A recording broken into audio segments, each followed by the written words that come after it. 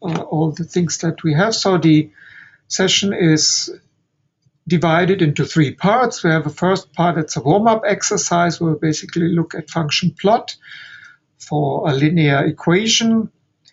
We have a second part, a more substantial part, where we look into how an explicit model can be represented as either a function or as an explicit model that does simulations for you. And we're going to compare the two at the end, doing this in one example, first very explicitly, and then as a sort of a affirmation, we do it on another example. That's part 3, then the exponential decay, where we apply what we have learned and see if we understand everything and can continue to work then with other situations.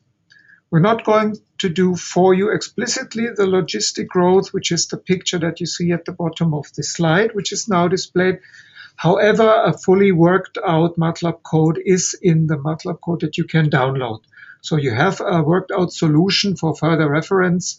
And this is, of course, always important for online learning, that you have somewhere to look if you get stuck and there's nobody to help you further. So it will all be there, but we're not going to do it explicitly. And we'll refer you to our online forum if further questions are there with that explicit working out. Right, so let's go into the middle of things. Our first exercise is concerned with linear growth. And so I'm briefly going to introduce the equation with this slide that we have up here. I think you have seen us sufficiently long, so I'm going to take off the camera so we can concentrate on our equation. And what it says, it's taken from the materials. So those who have worked through the materials, it will not be a surprise, but it's sufficiently simple to understand. We have an equation where the left-hand side of the equation is what we want to know. In this case, it's the volume of some entity, and it's supposed to be a function of time. So it's something that's changing over time.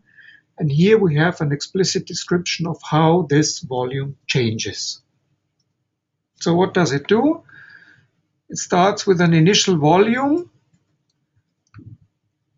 Oops, sorry, just went wrong. It starts with an initial volume. I just leave the cursor with the equation, which we're going to identify as a constant. So it's some fixed value. There is some initial volume there, which can be the 0 or non-zero. That depends on what you think it should be initially. And then we have a growth term. And the growth term is how this volume determines how quickly this volume is going to change over time. So it's a function of time, denoted here by this t.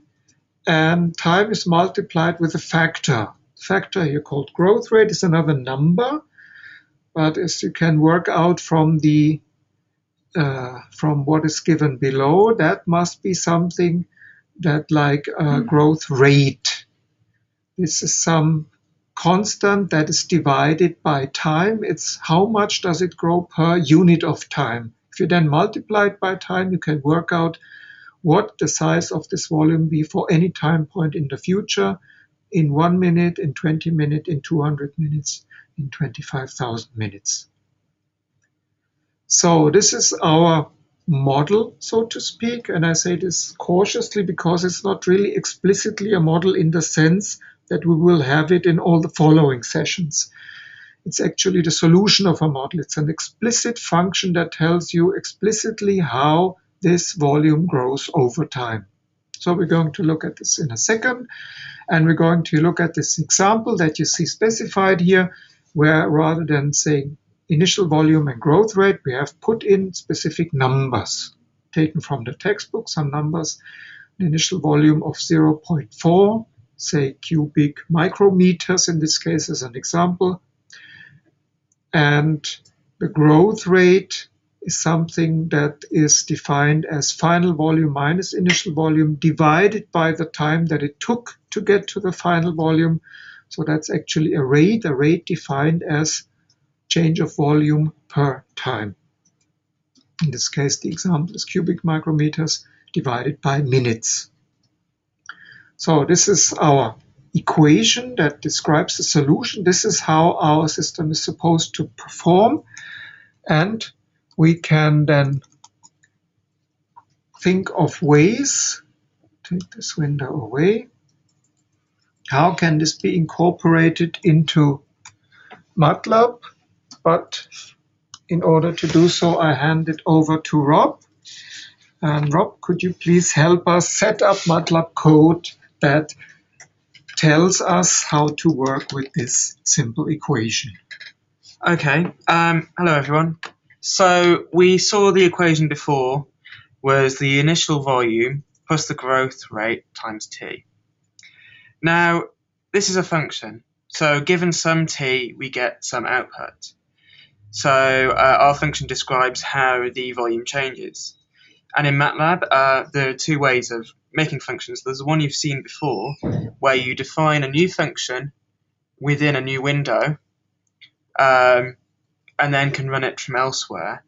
But actually, that's a bit overkill for what we're interested in. We're interested in a single, very simple equation. So I'm going to reintroduce you to the idea of anonymous functions in MATLAB. So an anonymous function is written in a single line, and I'm going to call this one, it's called anonymous, but you actually have to give it a variable name still. I'm going to call that lin growth. And now the way you define it is with an @ symbol. And inside the @ you define your intake variables. So we know we want to give it t, and we close the brackets. And everything else in the line is the command you wish to run in that function. So we know we've got an initial volume plus a growth rate, and the initial volume that we saw before was 0.4, and the growth rate was 0.02, of course, times time. Okay? So this won't give her an output, and this won't complain. So if I run this now, nothing should happen. Oh, I need to save it first. Okay?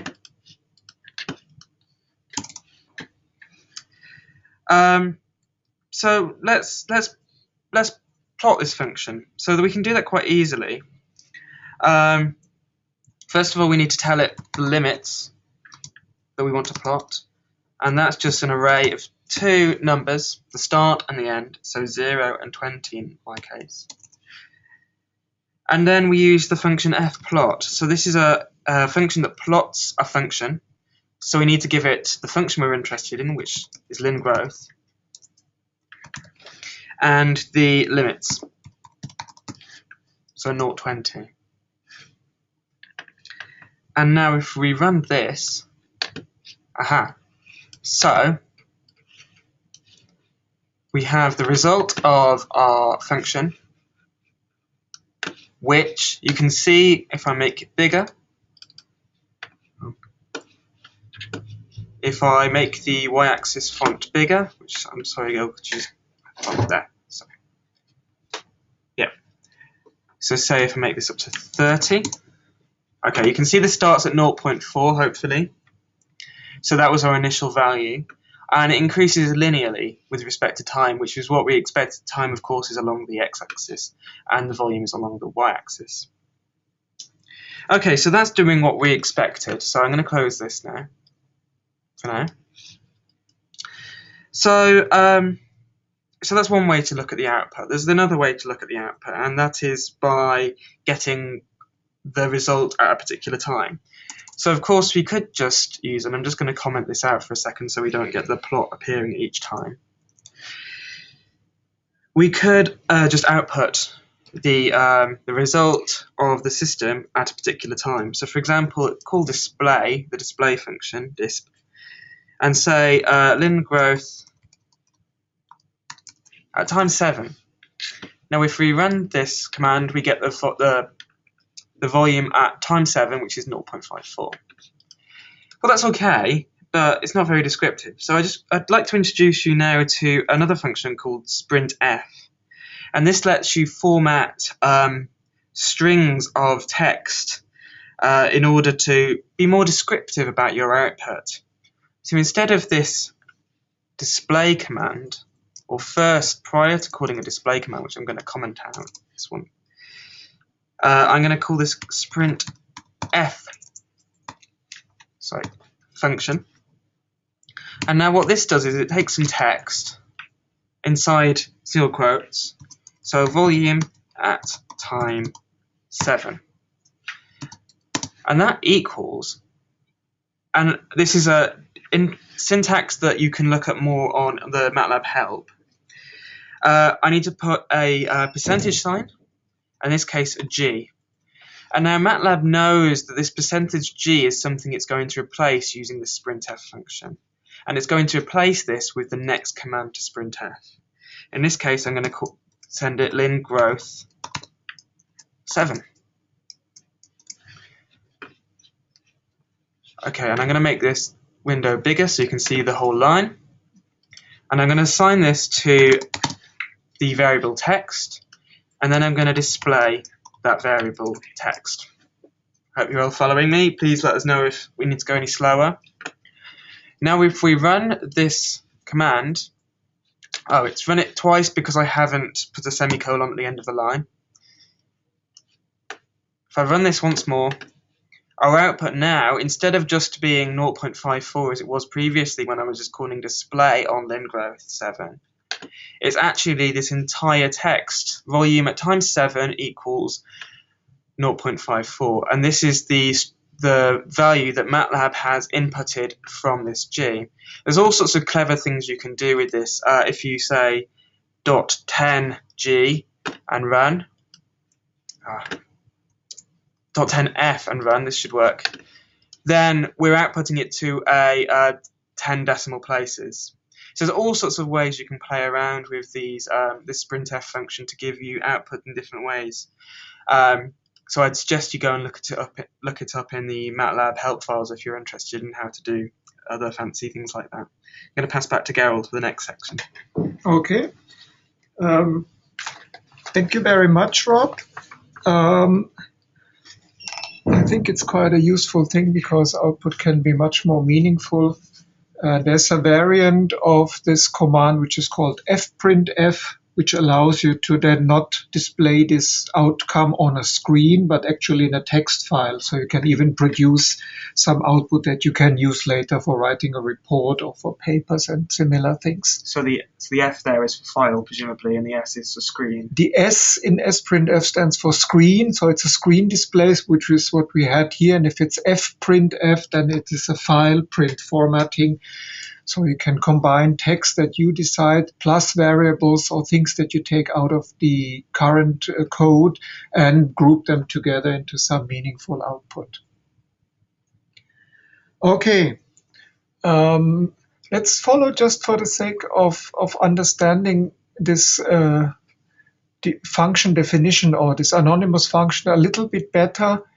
Rob, you have put in numbers like this 0.02, where I mentioned is a growth rate. So if what would we do if we needed that changed very often? So it's quite inconvenient to go and always have to replace the 0.02. But what if we wanted it to have a more generic parameter in our model that we want to investigate, like things growing at different growth rates? If you think of microorganismic growth in a culture, you would not like to have one specific number. You would like to have generic parameters. Then you can represent either one stem of bacteria or other.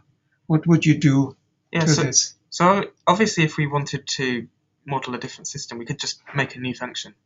So instead of 0.4 plus 0.02 here, we could change this to 0.04. And then we have another function, but it's 0.06. But that's not very useful. It's not very reproducible, and we have to have a lot of code that's basically doing the same thing. So the easier thing here is, remember that previously I said that the @ symbol brackets t was where we define the variables for the function we want. The input variables for the function, sorry. We can add a new one, say g rate for the growth rate.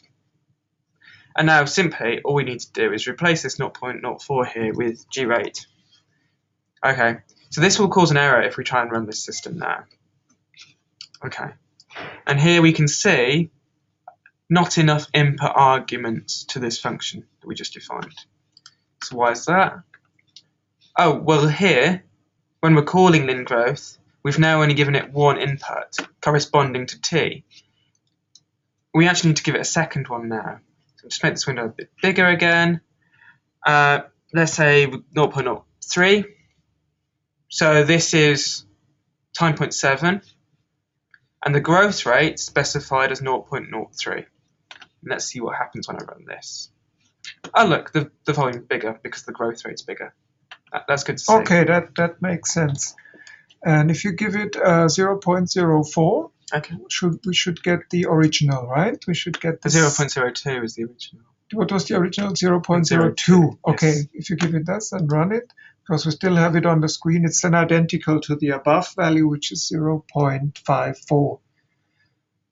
Right, okay, so this is one thing that we would encourage you to experiment further with, because of course you can then also take this number 0.4, which is the initial volume, and also replace the initial volume with some name that you put then as another variable into the brackets in the initial brackets where you define all your variables. So if you look into the MATLAB code that you have for download for this session today, you can actually go further and look at some example. There's a worked out example here, how to define the Michaelis-Menten function using 3 different parameters that you can then treat individually. Just to reaffirm, these are called anonymous functions. So if you Google MATLAB anonymous functions, you should find explanations of how to set these up. Right. So I put that here as a comment, anonymous functions. And you can experiment with the Michaelis-Menten equation, which is rate is equal to, and if I remember correctly, it's some Vmax times the substrate concentration, for those who know kinetics, divided by the Km value plus the substrate concentration. So this would be your model of a standard enzymatic rate, and you can try to put that into a function and plot it with all of them S, Km, and Vmax defined as variables of this function. And remember, if you have 3 things defined, then you also need to specify what these things are going to be. One of them is going to be variable if you want to plot it, but the 2 others need to have specific numbers specified somewhere. Okay, so there's an exercise with a worked out example for you in the code. And we can proceed now to our second part, where if I bring back take this away for a minute, we've seen linear growth, which is the exponential growth model. So let's look at the equation, which is up here in the yellow box on the top. It's a discrete time population model where you say that the number nj, number of individuals at a certain time point j, is defined as a function of the number of the same population at the previous time point. Previous time point called j minus 1.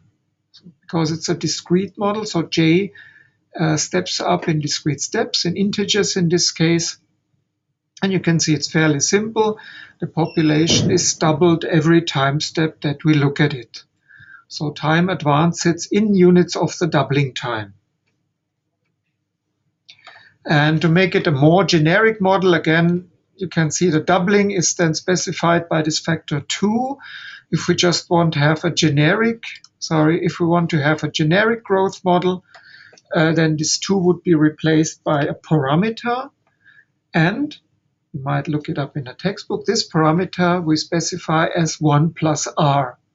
The reason for this being that if r is equal to 0 and the new population at time point j is equal 1 times the population at j minus 1, then of course we have no change of the population at all, so it's at a steady state, so nothing is happening.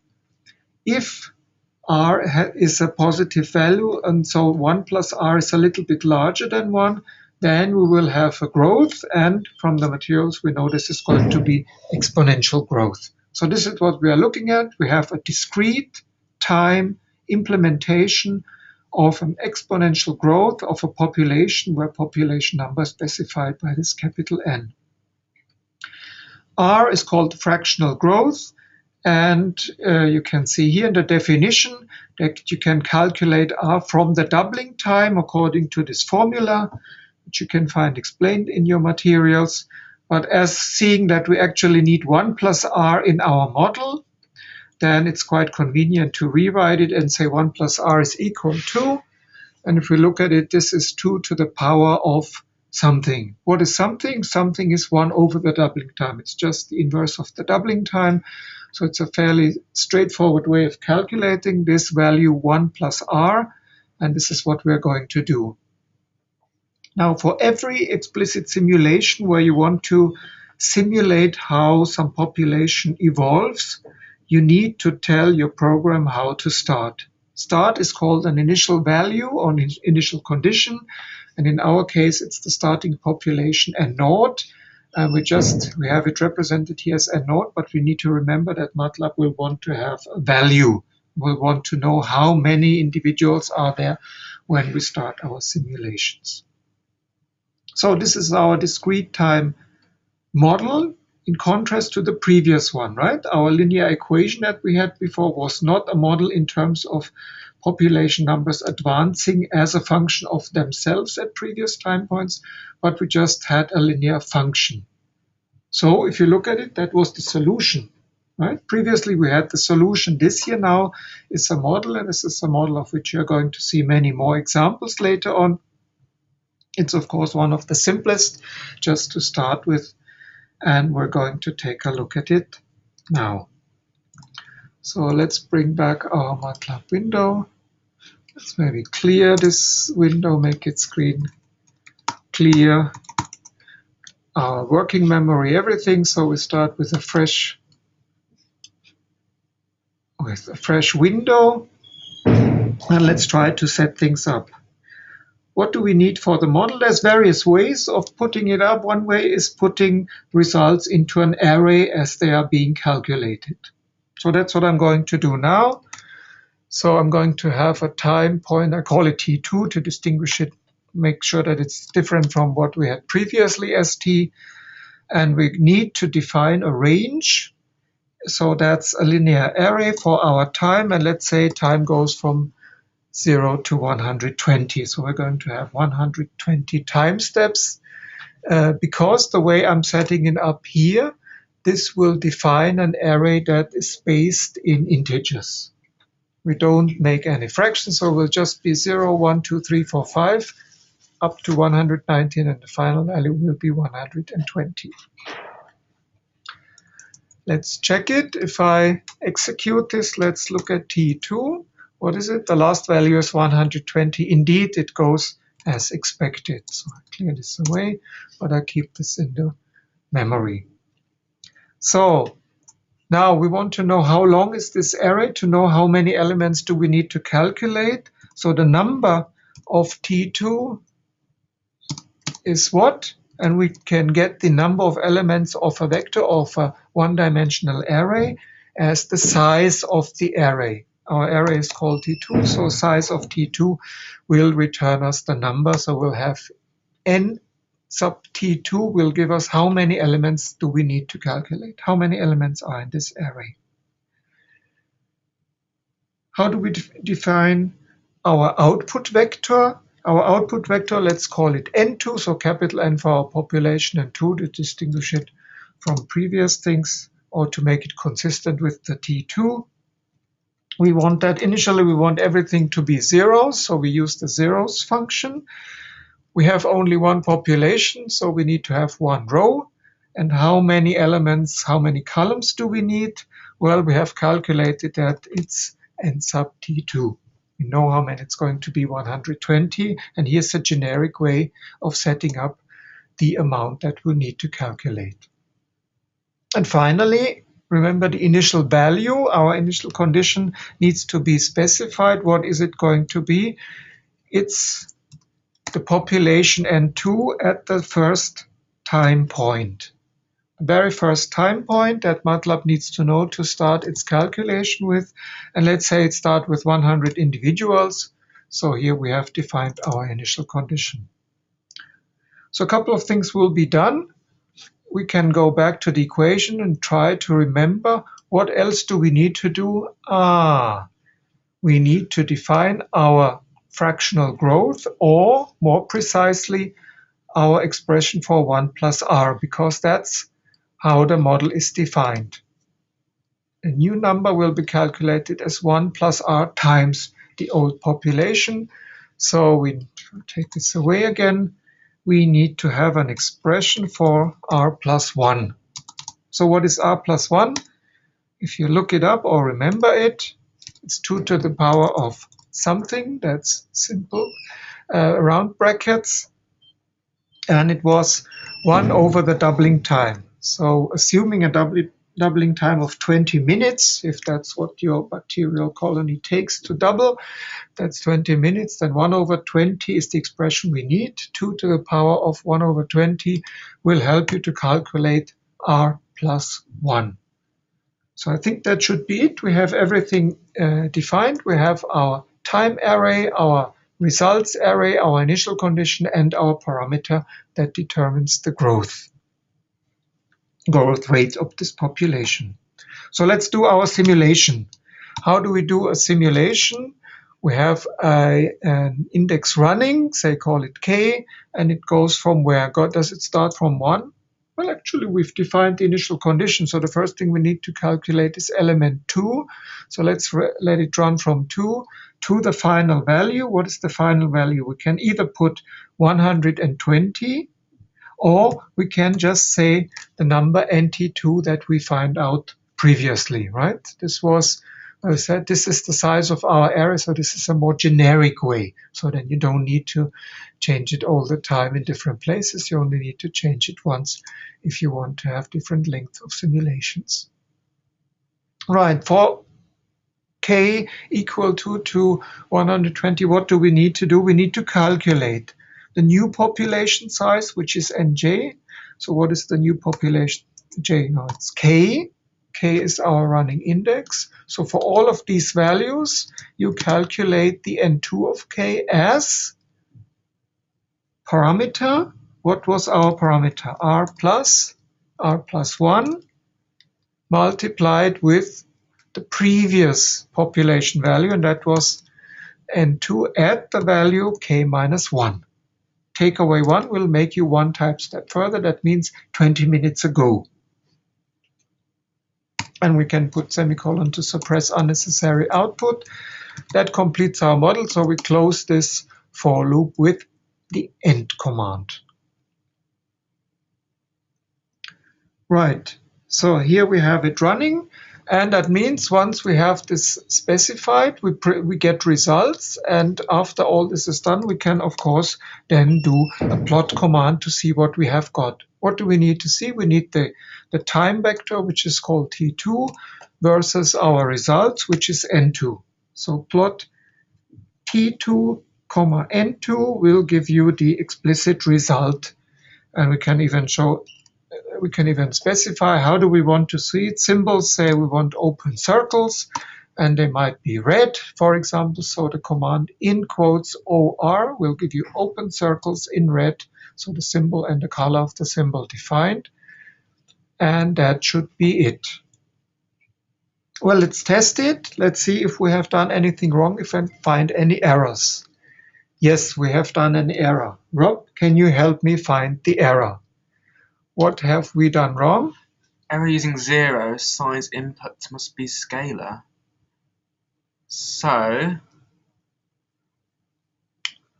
I'm not sure of that one personally.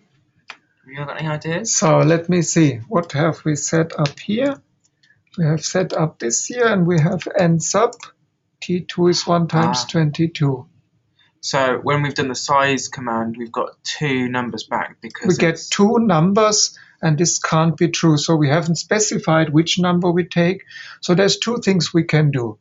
We can either take the second of these two numbers, or we can just make sure we get one number only from the first place. So this is the difference between the size command and the length command, right? Right, there's a difference between size and length. So if I do size, I would need to specify that we have the second of these two numbers, because we can try it here, n of t2 second. The second of these values is 122. So if I just leave it like this and run my thing again, it actually gives me some output already. So we have debugged this. Then we have an initial value of 100, which is okay. And then we have defined our r+1. And then let's check. We run our value from 2 to 121 in this case. Why is it 21? Because there's a 0 point. Because there's a 0. So when we do the 0 to 120, it gives us both a 0 and 120. So that's actually 121 values. So it's actually 121 values. So we need to remember that. So, and we have, where's our results?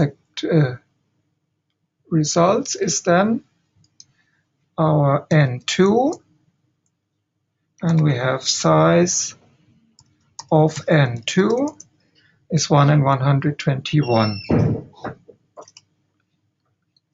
So we write n2 of k and do it minus k minus 1, and then we should get it. Is everything correct? Struggle to find the problem here. Run it again. Sorry? Run the script again. I want to see. Run the script again, because we're not getting any growth. We check r+1. r+1 is a number larger than 1, so we take a number larger than 1 in, we multiply with the previous one. So that should look good, doesn't it?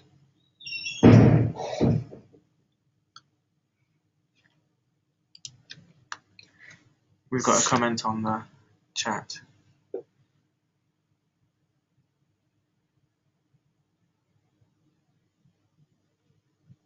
K is defined with,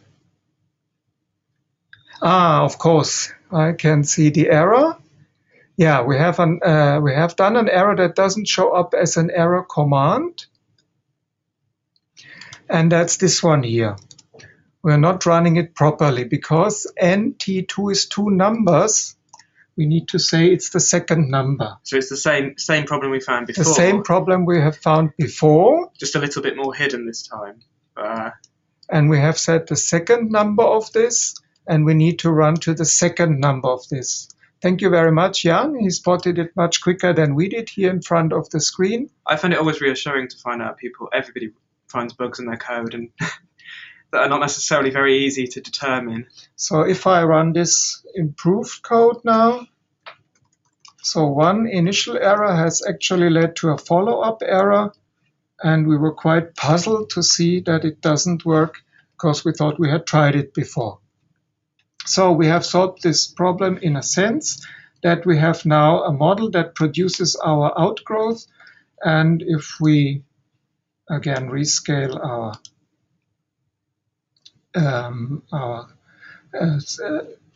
our scales a little bit, then we can see that our symbols now start from this initial value, which we remember was 100, and goes to a value roughly above, somewhere between 6,000 and 7,000. So this is our exponential growth, which we can take away.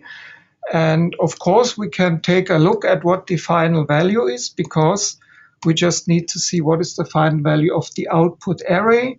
And we get the final value by getting it into the end value, the last value of this array, and it turns out it's 6,400. Okay, I clear this window. And so now we have our improved model running, showing us exponential growth. And what we can do is we can immediately put a comparison. We can make a comparison with the continuous way of defining this function, namely with the solution of this model. What is the solution of this model? We know what an exponential growth should look like if we go back to the materials, and we have it written here. Just hide this for a second. We can look that we have in the yellow box an explicit equation that tells us you can calculate for any time point, similar to what we saw with the linear model, the number of the population just from knowing this function on the right-hand side. And in this case, it's an exponential function because we have exponential growth. So the solution to this discrete time model in continuous time explicitly is the exponential. And the exponential is now taken as a function of continuous time t multiplied with the parameter, the growth rate, and the overall expression then multiplied with the initial, the starting conditions, which is the value for t equal to 0, where the exponential is equal to 1. And then we have the initial value at time 0. We find n naught as the initial value. So let's try to implement this equation using what we know about anonymous functions. And if I take this away and bring up MATLAB, we can now do it in a way where you remember the one thing that we need to know, we need to calculate this growth rate. And if you look up, I haven't commented it, the growth rate is given here. 1 plus r helps you define the growth rate, namely it's the logarithm of 1 plus r, and that's then 1 over minutes. So we get the value of this parameter that we need to know for how quickly is this function growing from the logarithm of what we have calculated that previously. It's just our parameter r plus 1. So we're taking the natural logarithm here. It says log, but it's the natural logarithms, which in textbooks you often find abbreviated as ln, the natural logarithm, but in MATLAB it's implemented as log. This is the natural logarithm. Okay, so we can directly calculate this k value from our known value of r plus 1, because they are related in a way which you can see in the materials described.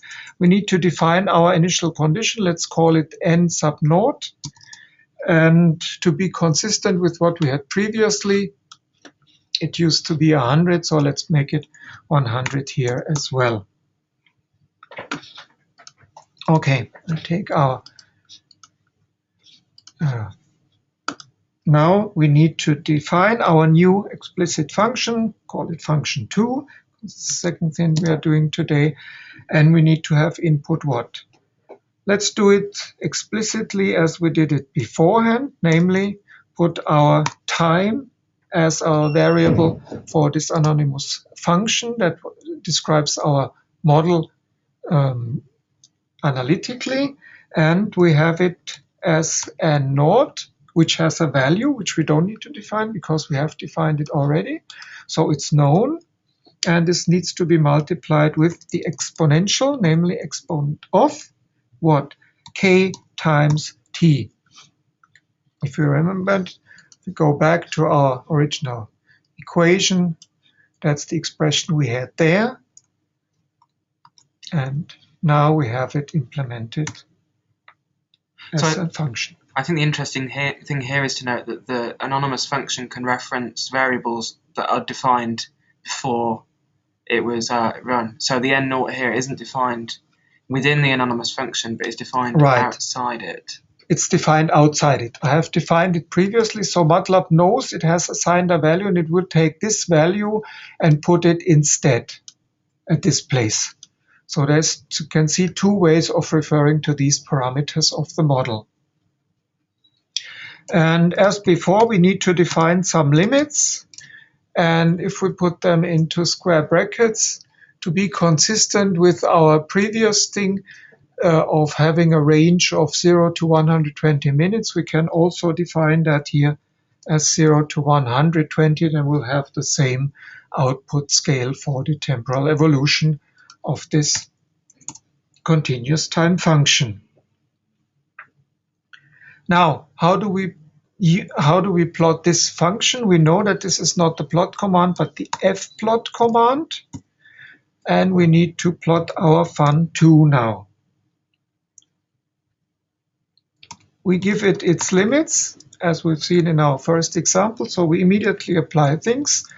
And we can then say, maybe give it a different color. What can we do? Magenta. Is that a nice color? Then we have it in magenta. What was the previous one?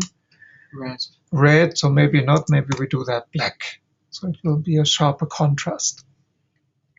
And if we do this, then you can see now we have one plot and then another plot. So in order to have both things in the same plot-in, we need to help MATLAB know this. We make the command hold on, which means preserve the previous plot and plot the subsequent plot in that same figure. So it will not be opening a new window. It will not erase the previous plot, but both should go together. If we now run this code as we have it so far, let's take a look if we have both things. So maybe I just make that big again for all of us, and let's have it a bit more nicely scaled, because then we can take a closer look. Here's our time scale and we can even call that time on the x-axis, and our population size is on the y-axis. Certainly we can't read that on your screen at home, so if we make it bigger, maybe it's better, even bigger. So we have time and population size. Make our line, that was a continuous line for the continuous model, bigger, but then we need our markers also. We can leave the markers, but also make it much bigger. Maybe that's a good size. So what we can see is that actually markers and the continuous line overlap. So the continuous function is an exact approximation of what the markers get from a simulation in discrete time. We can use the zoom command to look at it a little bit closer. And then we can see that actually, yes, the markers, I think I still want to have them larger. Can you make them filled in? Maybe fill them in and make them really large. Then you can see that those markers actually lie exactly on that straight line. Now we have an exponential growth. If I go back to our original thing, we know that we have now two results. Where are our results? One of our results at the final population at time 120 was N2 was 6,400. What is our result in the continuous time? How would you get this result? What would you need to do? So we fun2 is a function, so we just need to give it the time, the end time, which is 120. Fun2 of 120 will be a way of evaluating this function at this time point 120. Remember that this is not bound by limits. Any time, any value you can put in here. But incidentally, we can see that after this time of 120 minutes, for example, it will be a population of 6,400 population in both cases, so they coincide exactly. I should warn you that this is not the typical case, right? The typical case is that the explicit solution and the discrete time model disagree at some points, namely that the simulation of the model as we have done it with the for loop is only an approximation to the explicit solution, and so we get it within certain errors. In this case, the problem is so simple that we have exact approximation, but this is not always the case. There's some degree of approximation in the continuous model as well, because if you have time between integers, then you're going to have fractional population, so you end up having 0.5 of an individual, which obviously isn't physiologically relevant. So right. Relevant. In the case of discrete numbers of individuals, this will be less relevant. However, we know that if we have concentrations rather than population size, then this will well be relevant to also have real numbers, anything in between. So it depends a little bit on what you're looking at. Okay, let's see how much time we have got. A few minutes, so we maybe don't go through all the detail because you have the worked out code. But we want to introduce you to this next step, which you need in order to do the final example of the logistic growth. That is now to have a way of describing what happens if the population doesn't grow, but if the population declines. So let's look at the equation that we have set up here. What can we say about it? Structurally, it's very similar to the growth equation. It's actually varies only by exchanging a plus for a minus.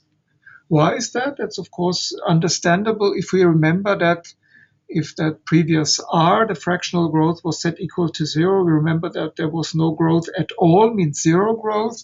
So if we now subtract something from 1, have a value less than 1 multiplied with the previous population, means that with every time step, the population will be smaller than the previous population.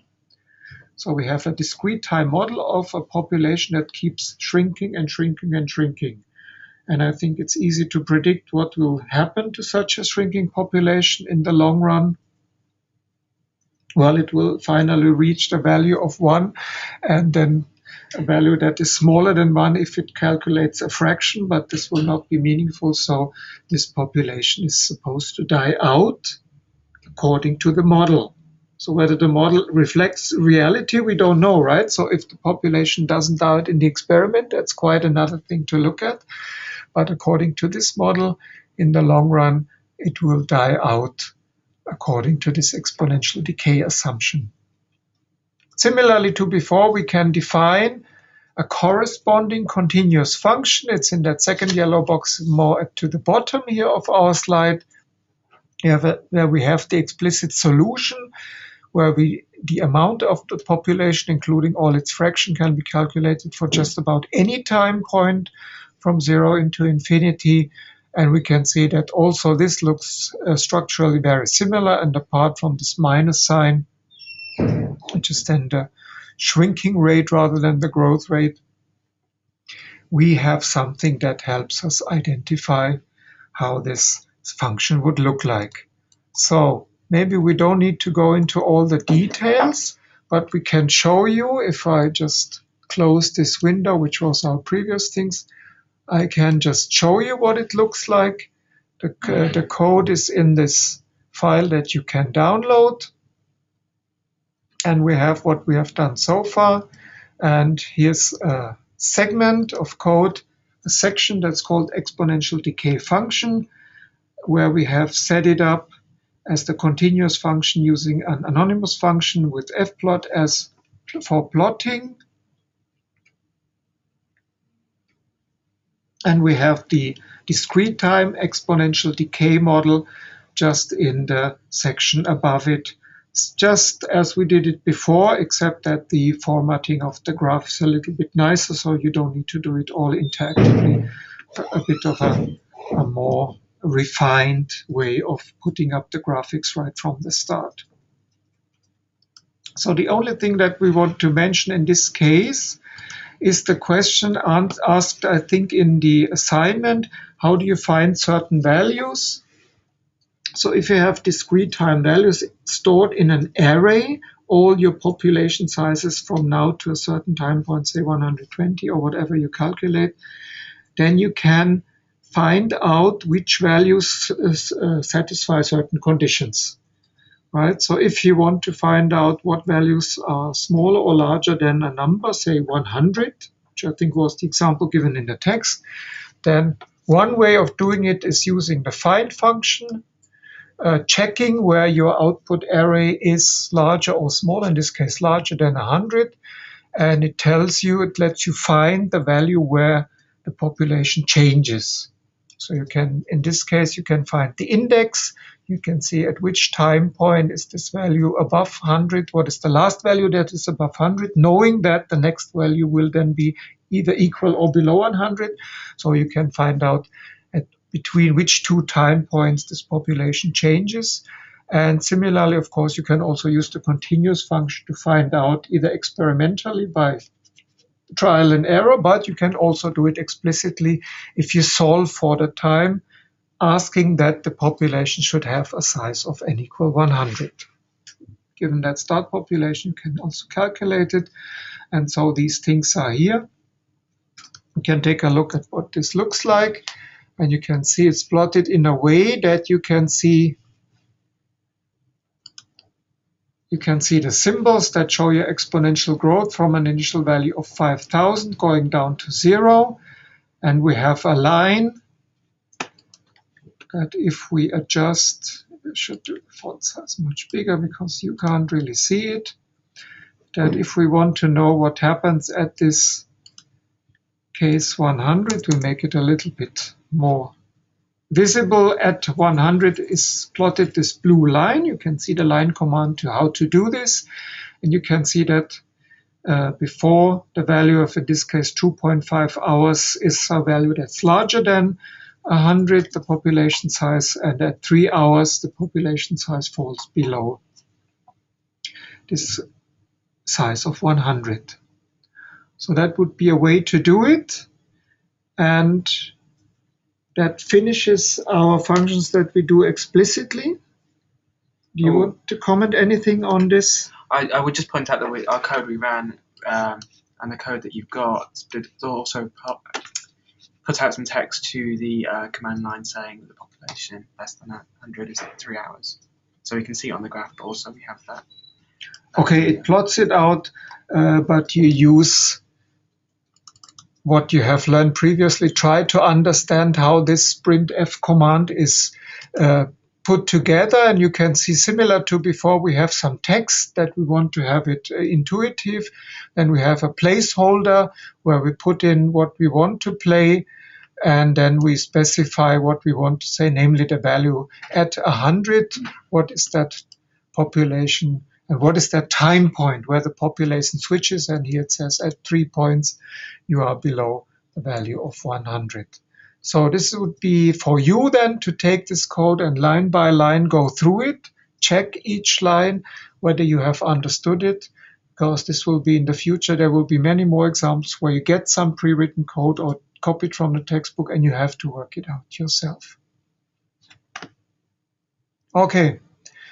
In the end of this, the last section, if you execute it, it gives you a plot that we have seen in the first slide. It previously plots you the logistic growth, so-called logistic growth. We don't go into explaining this, but just as a comment, if you want to understand logistic growth, it's actually nothing but a combination of an exponentially growing function, the blue line, with an exponentially decaying function, here by the red line. Initially, they do exponential growth or decay, and when the two work together, then they produce a stable steady state, means a long-term stable state for the population predicted from the model.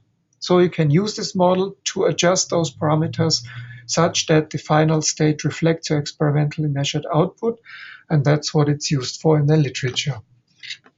So hopefully with these exercises, you'll be able to understand this thing, because it's not really anything new there, apart from the explicit solution being a somewhat complicated term, which we just have taken from the textbook and written it in a MATLAB way that combines two exponentials. Okay, that concludes our MATLAB exercises. For the last minute, just a comment maybe for those interested. Of course, we think one of the values of taking this course is that you'll be able to have some additional input of things that you otherwise would not get. And we give a recent example here, a paper that's probably inaccessible by people who have not had any introduction to mathematical modeling from a mathematical group and published in the Journal of Theoretical Biology, looks at memory effects in biochemical systems, and while the mathematics is very complicated, its implications are very important. and also important for us to understand the concepts behind it. So what this paper says, and you can see it's very recent, it's a preprint that you have the link here. And the preprint says that very often we introduce fluctuations to our model, and we assume that the fluctuations come from some environment which is not further specified. And this paper argues that if you actually assume that the environment is not separated from you, not independent from this system that you look at, but receives input, also interacts. So you have some population living in an environment and the environment feeling the impact of the population. Say they take food away, they leave their waste products there, so there will be some impact on the environment. Then at some point, it's actually not natural to assume that the environment doesn't know that this population is there, here represented by a network, but actually this environment will have an impact on the population. For example, reduced nutritional supply. So there is actually a feedback of the environment to it, and this is called here memory effects. It means that you will feel that this population is modulated by how the environment evolves along with the population. So important things that you can then hopefully easier understand, at least conceptually, if you have had an introduction into mathematical modeling. And we conclude by mentioning that, first of all, thanking you for being here today with us. Nobody seemed to have a major problem, so that seems good, but please use the online forums if you have problems. A video of this, a recording of the slides that we have and of our sound will be put up on the Module 1 webpage, on the Moodle page. And we'll be back with the session for Functions and Calculus 2, so your next assignment in 2 weeks' time. So that's 2 weeks from today, and the same will be Wednesday afternoon. Join us if you like. And if you fill out a few of the questions that you get about the evaluation of the session afterwards, you're also very much welcome to put some comments if you feel there's anything that could be improved for your benefit or anything that would make it more efficient for you. Use the comment box to put in anything that you feel might help for future sessions. Thank you, Rob, for joining me. It's all right, thank you. And maybe see you in one of the future sessions, and good luck with your work.